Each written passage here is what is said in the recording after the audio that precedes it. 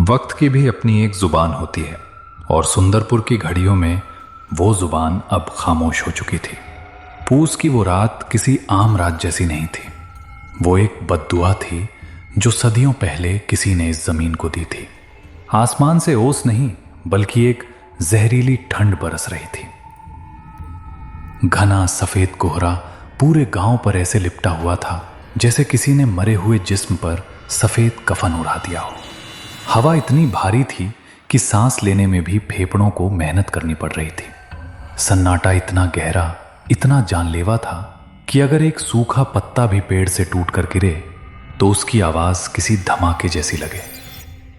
सिर्फ एक ही आवाज थी जो इस खामोशी से बगावत कर रही थी। वो थी दूर कहीं से आते हुए आवारा कुत्तों के रोने की आवाज। वो रोना किसी भूख का नहीं था, वो चेतावनी थी। वो कुछ ऐसा देख रहे थे जो इंसानी आंखों से ओझल था। गांव के बस स्टैंड के पास जो वीरान पड़ा था, एक टीन की छत वाली छोटी सी दुकान थी। दुकान के बाहर एक अलाव जल रहा था। लकड़ियां चटक रही थीं और लपटें हवा के झोंकों से इधर उधर नाच रही थीं।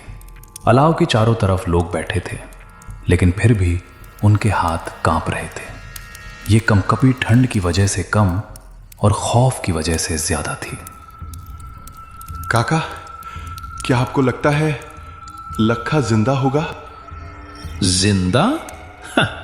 बिरजू बेटा, मौत सिर्फ वो नहीं होती जब सांस रुक जाए। मौत वो भी होती है जब रूह जिस्म छोड़ दे पर जिस्म चलता रहे। लखा कल रात अपनी गाय ढूंढने गया था ना। मैंने कहा था, लखा, अगर तू उस सरहद के पार गया तो वापस सिर्फ तेरा नाम आएगा, तू नहीं। अपशकुन, देखो आग भी चाय नहीं पी रही आज। काका, आपको पता है ना आज क्या है? आज अमावस है। मेरी दादी कहती थी कि जब चांद आसमान से गायब होता है तो सिंगा हवेली की मालकिन, वो नर्तकी चंद्रमुखी, अपनी नींद से जागती है। आज की रात हवा का रुख हवेली से गांव की तरफ होता है। सुना है आज भी वो अपनी टूटी हुई पायल पहनती है। अरे बस करो दीनू भाई, क्यों डरा रहे हो? हम सब जानते हैं वहां क्या होता है, लेकिन वो हवेली अब खंडहर है। वहां कोई नहीं रहता, सिर्फ चमगादड़ और सांप है वहां।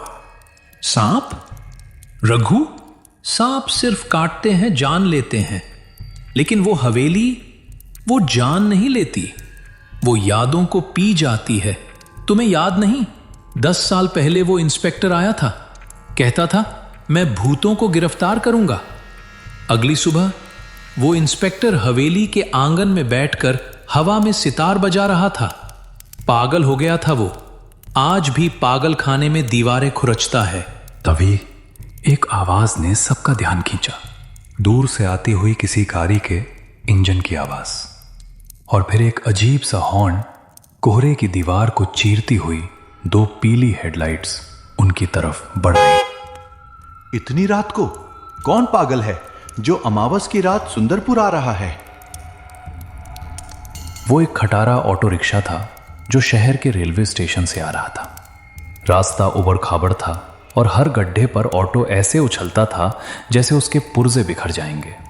ऑटो के अंदर 2 नौजवान बैठे थे, विक्रम और सुमित। दोनों की उम्र करीब 28-30 साल रही होगी। शहर के महंगे कपड़े पहने थे जो इस देहाती माहौल में अजीब लग रहे थे। विक्रम खिड़की से बाहर देख रहा था। बाहर सिवाय अंधेरे और कोहरे के कुछ नहीं था।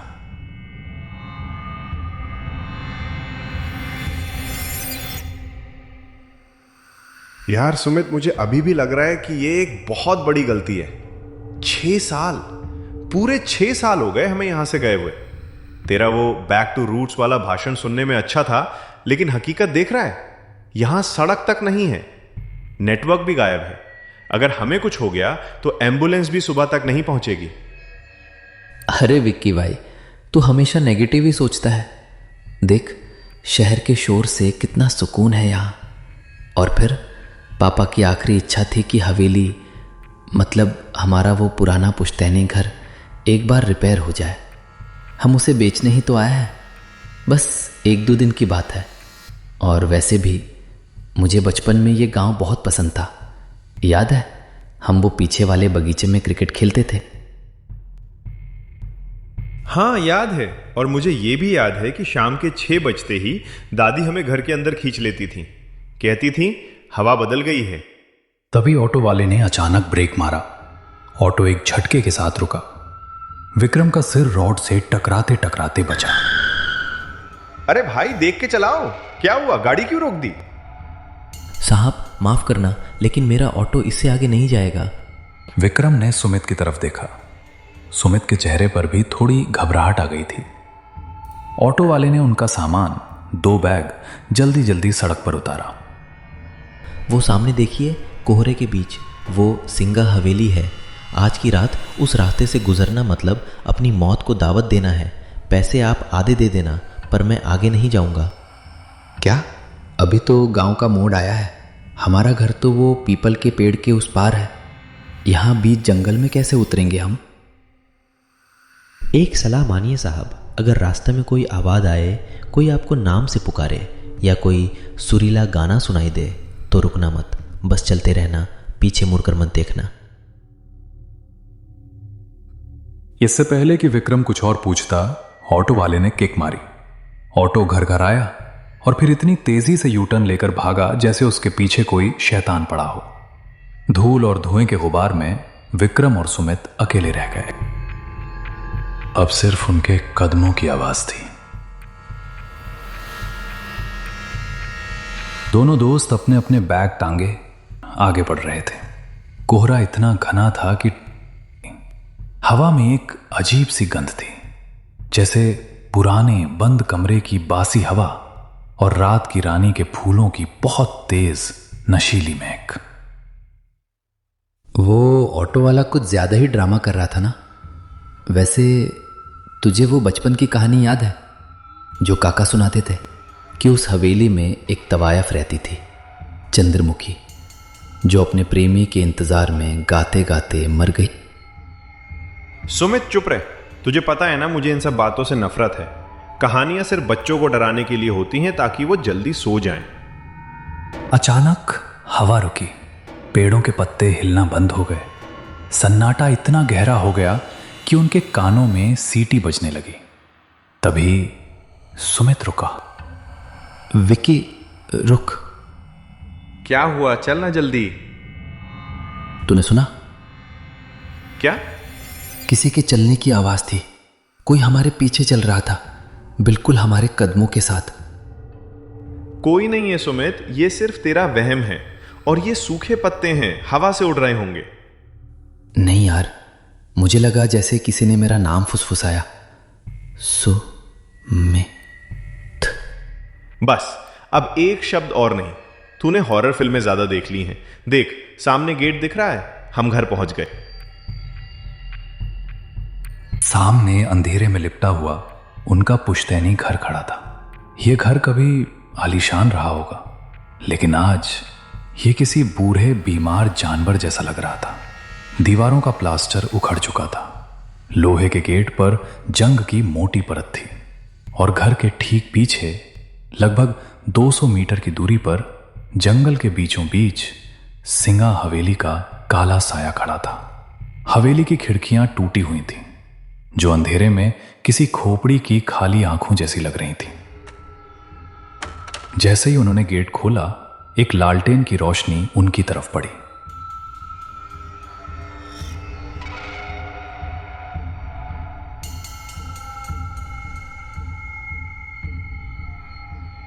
सामने उनका पुश्तैनी घर अंधेरे में किसी सोए हुए दैत्य की तरह खड़ा था।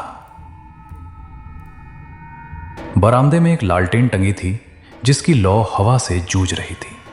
उसकी मध्यम रोशनी में एक साया हिला। कौन कौन है वहां? मेरे पास लाठी है, चले जाओ यहां से। काका शांत हो जाइए, मैं हूं विक्रम और ये सुमित है। छोटी मालिक, विक्रम बेटा, हे भगवान। हरिया काका, जो विक्रम को बचपन में अपने कंधों पर घुमाया करते थे, आज उन्हें पहचान नहीं पाए।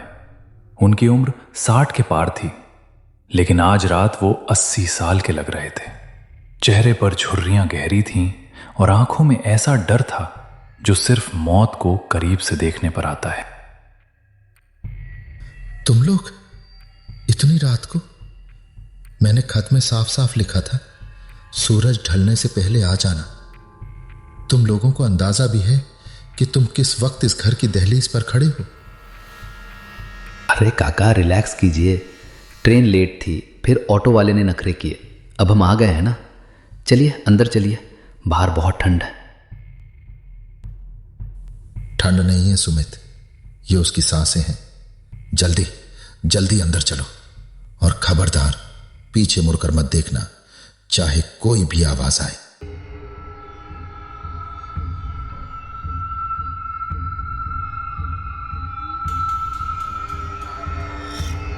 काका ने उन्हें लगभग खींचते हुए घर के अंदर किया और दरवाजे पर एक नहीं 3-3 सिटकनी लगा दी। फिर उन्होंने दरवाजे पर कान लगाकर कुछ सुनने की कोशिश की। बाहर हवा का शोर था और शायद बहुत दूर किसी पायल की हल्की सी झनकार। काका ने राहत की सांस ली। घर के अंदर की हवा बाहर से भी ज्यादा भारी थी। हॉल में अंधेरा था। फर्नीचर पर सफेद चादरें ढकी थीं, जो धूल की वजह से भूरी हो चुकी थी। कोनों में मकड़ी के जाले ऐसे लटक रहे थे जैसे किसी ने पुराने धागे छोड़ दिए हों।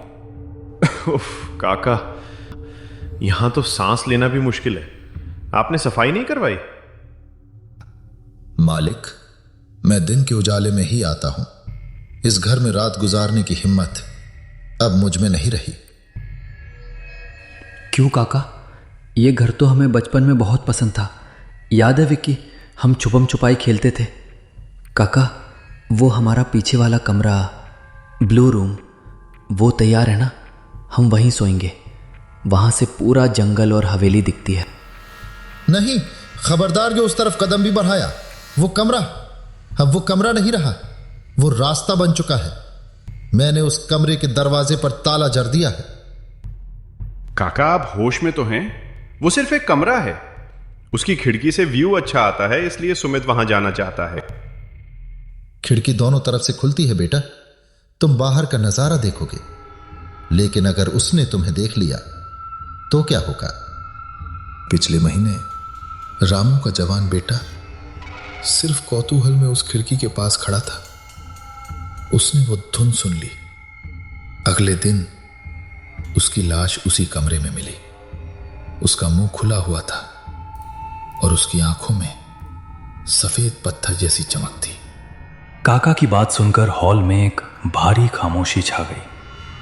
सुमित की नजर अनजाने में हॉल के उस कोने में चली गई जहां अंधेरे में वो वर्जित दरवाजे पर एक बड़ा जंग लगा ताला लटका हुआ था।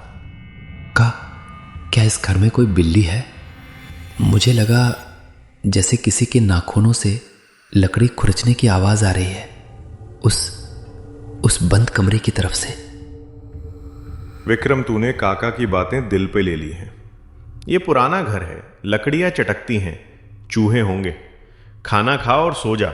सुबह होते ही हम इंजीनियर को बुलाकर काम शुरू करेंगे और शाम तक वापस शहर निकल जाएंगे। हाँ बेटा, सो जाओ। मैंने तुम दोनों का बिस्तर यहीं हॉल में लगाया है। मैं बरामदे वाले कमरे में सोऊंगा। और सुनो, अगर रात को प्यास लगे तो मटका यहीं पास में रखा है। उस तरफ मत जाना। चाहे कोई रोए चाहे कोई गाए, हिलना मत। विक्रम, सुमित प्लीज सो जा, सुबह बात करेंगे।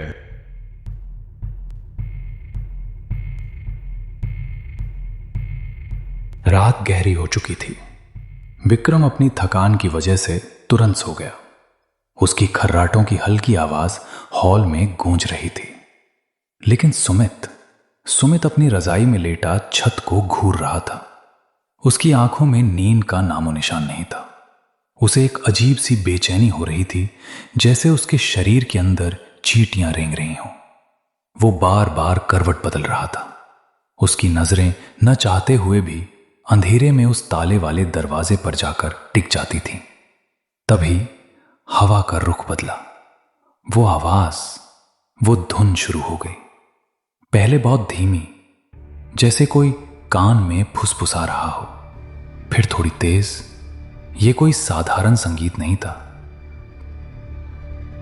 सुमित, इतने साल कहाँ थे तुम?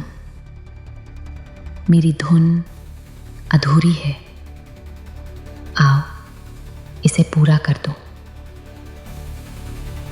नहीं, ये वहम है। विक्रम, विक्रम उठो। सुमित ने हाथ हिलाने की कोशिश की, लेकिन उसका हाथ जम गया था। उसे लगा जैसे उसका शरीर अब उसका नहीं रहा। उसकी उंगलियां अपने आप रजाई हटाने लगीं। उसके पैर उसकी मर्जी के खिलाफ जमीन पर उतर गए।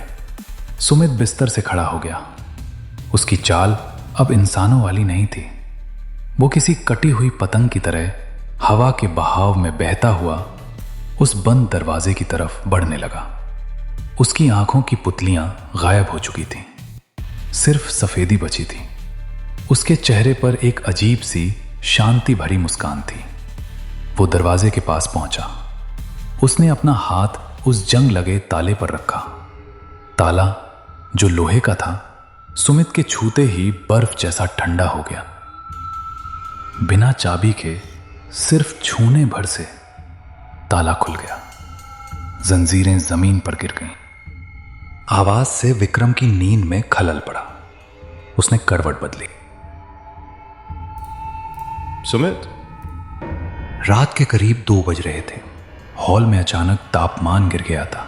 इतनी ठंड थी कि सांस भी धुएं की तरह बाहर निकल रही थी। इतनी ठंड क्यों है? काका, खिड़की खुली रह गई क्या? विक्रम, जो थका हुआ था और गहरी नींद में था, एक अजीब सी सिहरन से जाग गया। उसे लगा जैसे किसी ने उसके चेहरे पर बर्फ का ठंडा हाथ रख दिया हो। विक्रम ने अपनी रजाई कसने की कोशिश की। उसकी आंख खुली। बगल का बिस्तर खाली था। सुमित वहां नहीं था।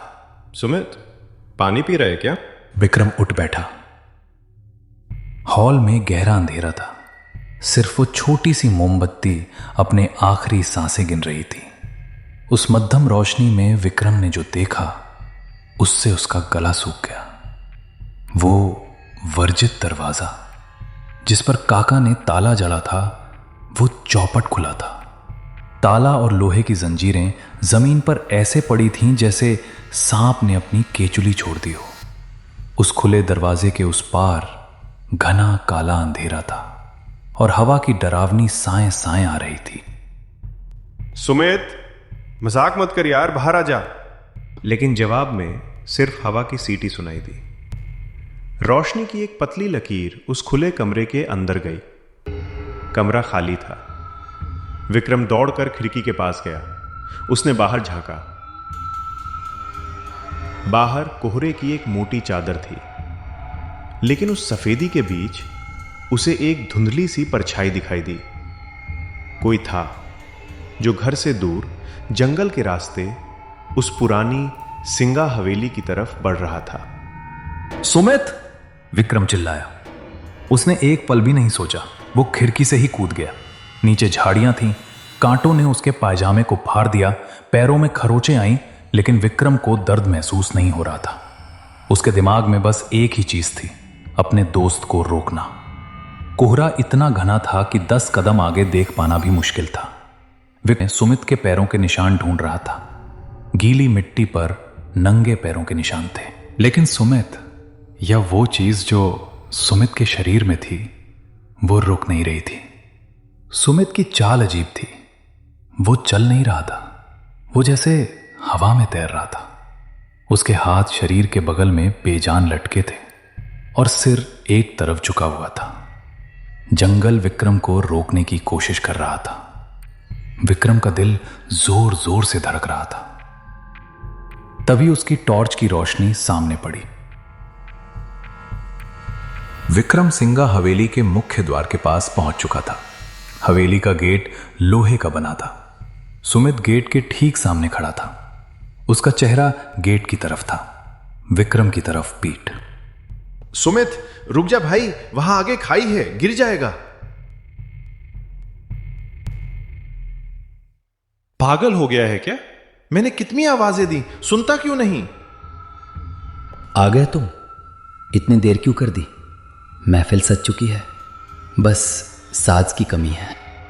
सुमित, ये कैसी आवाज है? चल घर चल, काका ठीक कह रहे थे, यहां कुछ गड़बड़ है। घर? ये हवेली ही अब मेरा घर है।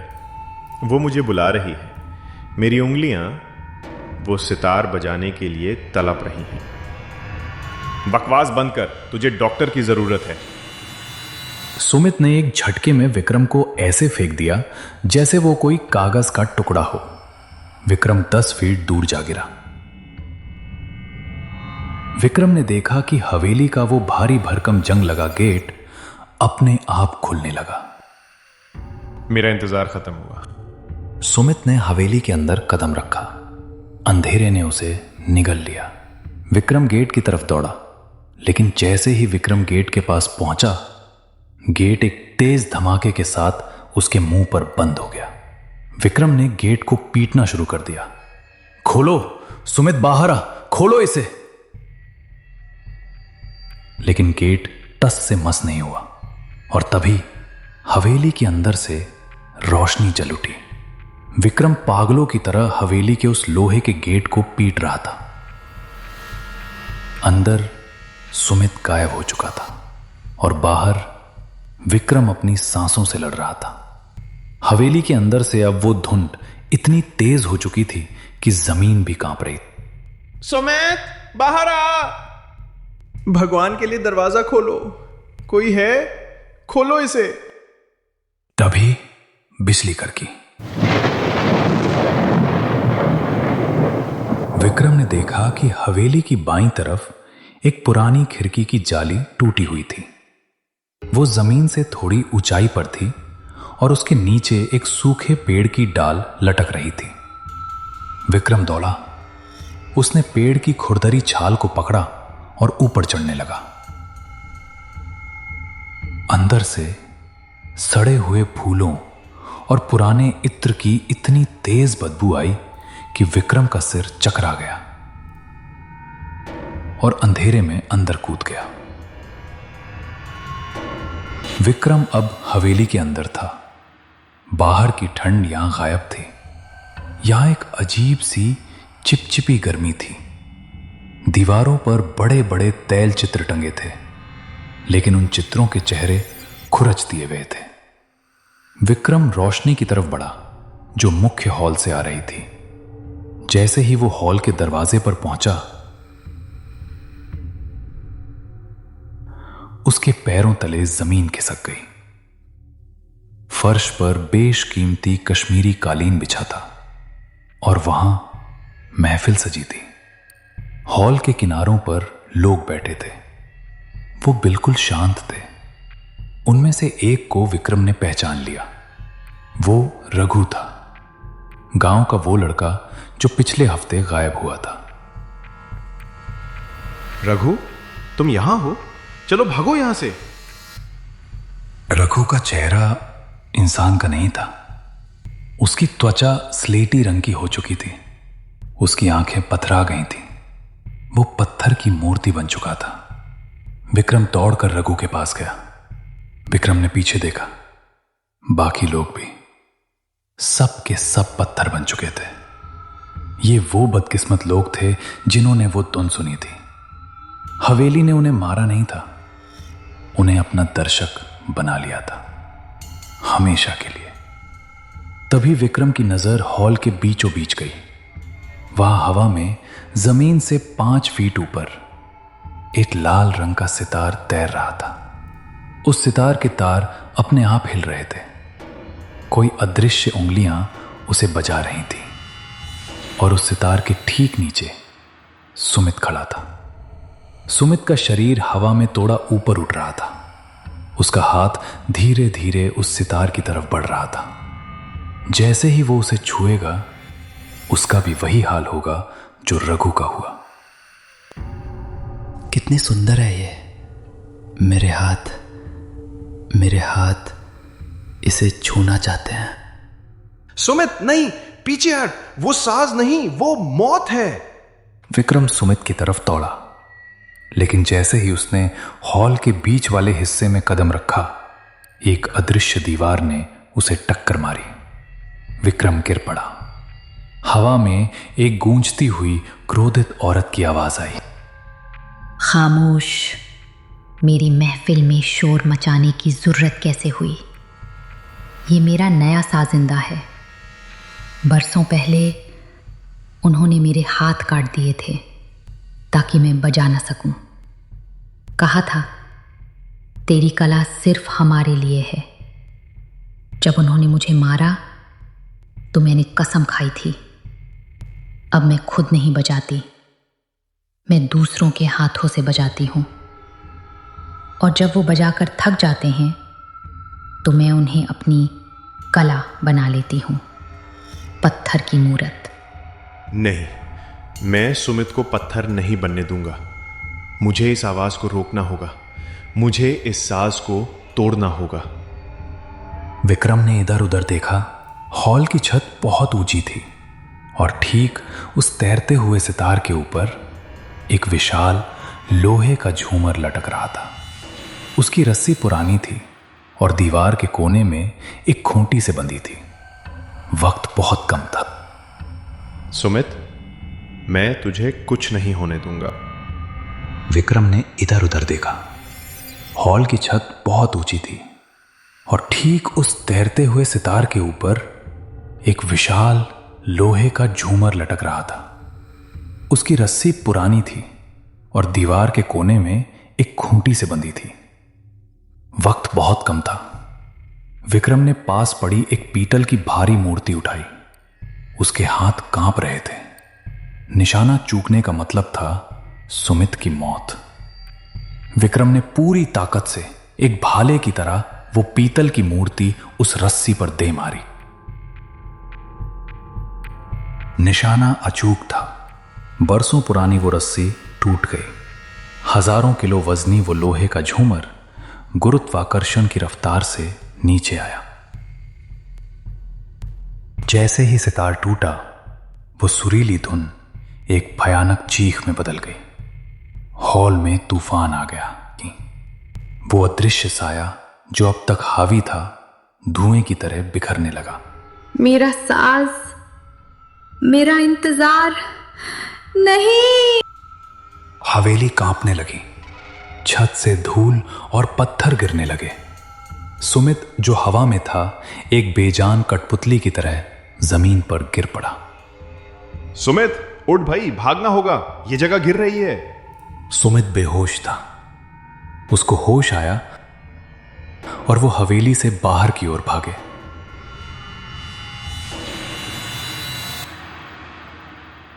जैसे ही वो बाहर आए, धूल का एक विशाल गुबार उठा और फिर सब कुछ शांत हो गया। विक्रम और सुमित वहां से भागते हुए जंगल से घर की तरफ भागे।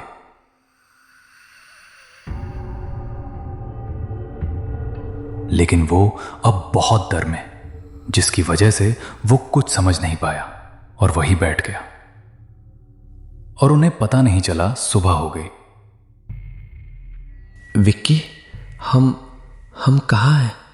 मेरे सिर में दर्द हो रहा है और वो गाना बंद क्यों हो गया? गाना खत्म हो गया भाई, साज टूट गया, महफिल उठ गई। सुमित, आज हमने सिर्फ अपनी जान नहीं बचाई, तुमने इस गांव को एक सदियों पुराने श्राप से आजाद कर दिया। शायद उन्हें भी मुक्ति मिल गई।